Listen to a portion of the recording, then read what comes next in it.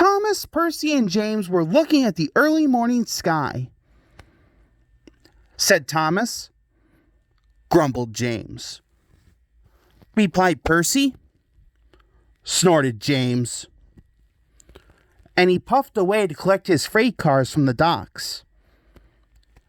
Thomas and Percy had to take some empty freight cars to the scrap yards. In a siding, they saw an old coach. She looked very sad. The yard manager appeared. Said Percy's driver. The engines were dismayed.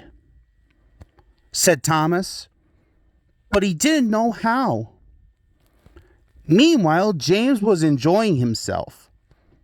He chortled, but he was heading for trouble.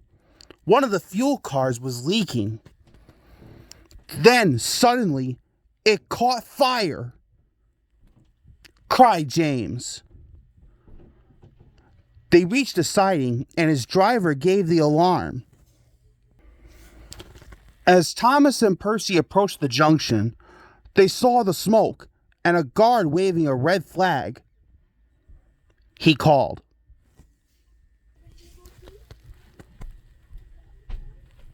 Said Percy. Snorted James. Call the fireman. Thomas and Percy now felt sorry for James.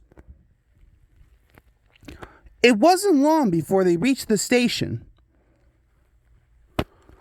Later, as they were having a long drink at the water towers, they suddenly heard a commotion. Thomas asked. Replied Thomas's driver.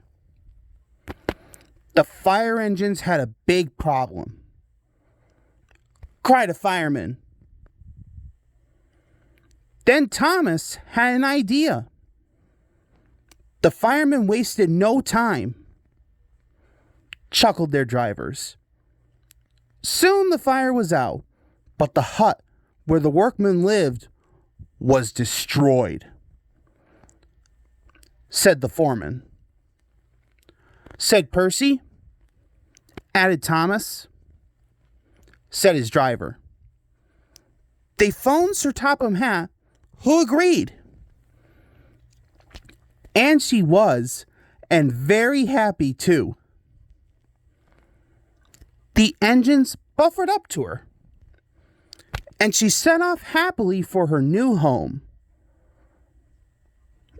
Everyone agreed there was nothing old or slow about Coach, and she will always be really useful indeed.